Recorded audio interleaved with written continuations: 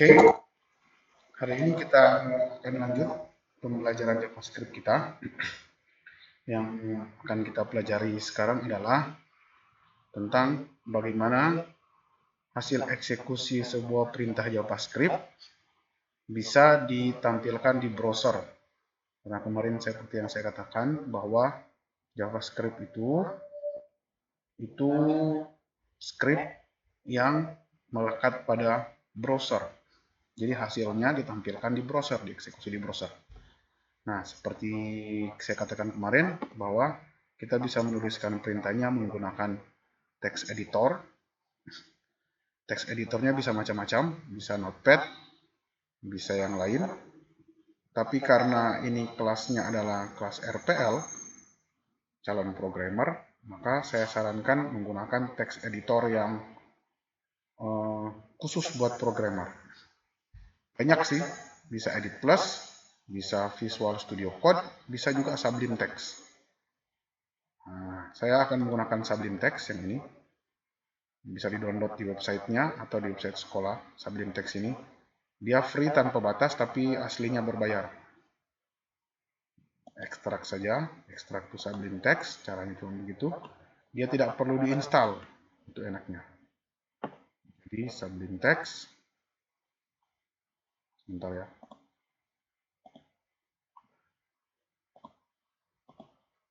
Sublime Text,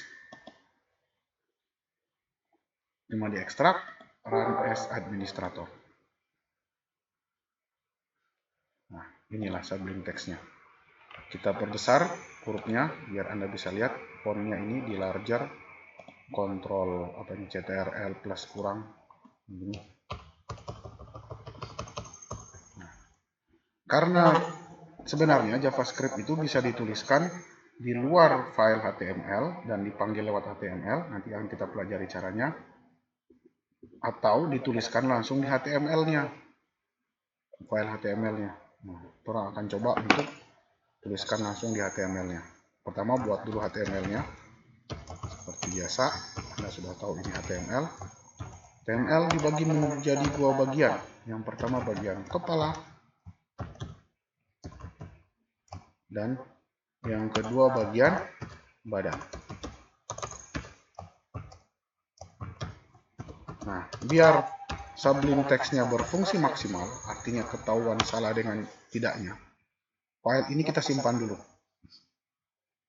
File, save as, simpan di, saya sih bikin folder RPL, kalau saya JavaScript, saya bikin folder di situ, praktik, nah ini file 1. Nah, dia sudah berubah warna.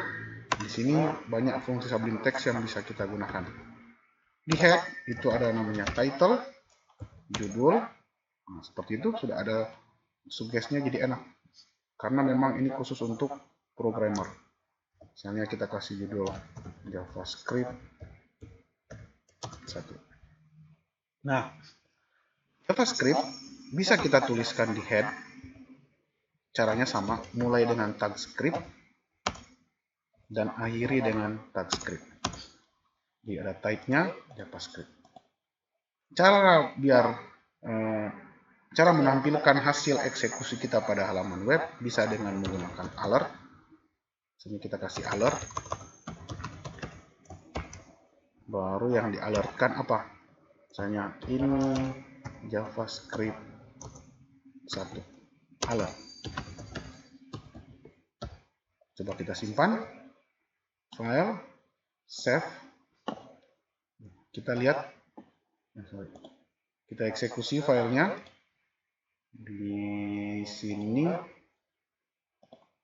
Nah, tadi RPL, JavaScript, praktik. Ini file 1. Kita buka. Nah, tiba-tiba ada alertnya. Ini alertnya. Ini, jadi kalau kita menampilkan hasilnya lewat alert, pertama bisa. Yang kedua, bisa juga lewat konsol. Namanya konsol log. Ini konsol log Arpan misalnya. Simpan. Nah, kalau kita tampilkan di web, caranya tinggal klik kanan di web browsernya, inspect. Nah, dia akan muncul di sini, di konsol. Nah, tadi. Nah, itu. Arpan. Oke, cara ketiga bisa lewat dokumen write. Misalnya kita bikin dulu. Dokumen write Arpan JavaScript. Dia akan tampil begini. Ini konsolnya tutup atau reload saja. Nah ini, dia akan tampil begini. Arpan JavaScript. Cara ketiga. Cara keempat, bisa kita tentukan dalam sebuah tag. Misalnya begini. Kita kasih dokumen, terus perintahnya. Sir, bagaimana dengan perintah-perintahnya harus dihafal? Udah, tenang. Nanti kalau di perjalanan waktu, Anda bisa tahu ini perintah-perintah sintaksnya seperti ini. Dokumen, get element by ID. ID-nya misalnya adalah sapi. Baru kita kasih inner HTML. Nilainya adalah ini kandang sapi. Baru kita buat sebuah elemen yang namanya sapi. Oh ya, satu lagi. Pada JavaScript kita akan selalu ketemu dengan hal-hal seperti ini. Ini adalah namanya camel mode. Penulisan satu kata bukan pakai underscore tapi diawali dengan huruf besar. Baru kita buat sebuah elemen namanya kandang sapi. Misalnya di sini kita kasih paragraf. ID-nya, karena ini element by ID, kita kasih ID-nya adalah sapi. Jadi sama dengan yang di atas ini. Baru tutup paragrafnya. Simpan. Buka di sini. Sorry.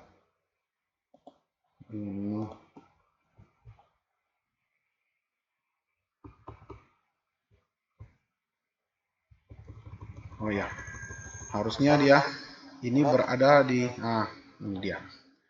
Sebuah script pada HTML atau pada bahasa pemrograman apapun itu akan dieksekusi dari sini ke bawah. Nah, ini dia cari elemen namanya sapi, sedang dia sudah dieksekusi di sini. Sapinya belum ada, sapinya masih di bawah. Jadi kita pindahkan dia ke bawah. Ini buat di bawah sini. Jadi script JavaScript bisa dituliskan pada bagian kepala, bisa juga pada bagian body. Kita kasih script teks JavaScript, baru kita pindahkan dia di sini. Ini kita cut saja, kita pindahkan ke sini. Kita cari elemen yang namanya sapi dan dituliskan ini kandang sapi. Sapinya di atas. Oke, simpan, file, save, reload. Nah, dituliskan dia ini kandang sapi. Oke, jadi kesimpulannya ada 4 cara, bukan 3 cara, 4 cara untuk menuliskan hasil eksekusi JavaScript pada halaman web atau pada browser. Yang pertama kita menggunakan alert, kita menggunakan konsol. Sejatinya konsol ini tidak akan muncul di halaman. Dia di halaman tidak ada, dia cuma muncul di konsolnya sini. Tapi kenapa ini penting? Karena kadang-kadang kita perlu ini untuk pemrograman ke depan. Dia tidak muncul di halaman web, tapi ada muncul di konsol. Terus dokumen write, apa yang akan dituliskan, bisa berisi teks apa saja nanti, atau bahkan kode HTML bisa. Terus Bisa cara yang keempat, yaitu dengan menentukan ID sebuah tag HTML dan mengambil ID tersebut dan menuliskannya. Jadi bisa alert, console, document write, get element by ID.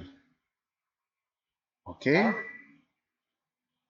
Nah, ini cara menuliskan JavaScript, cara menampilkan JavaScript pada halaman web. Sir, ekstensinya harus selalu HTML? Oh, tidak perlu. Bisa nanti kalau misalnya sudah berkembang, ekstensi halaman webnya jadi PHP, tidak apa-apa. ASP juga tidak apa-apa.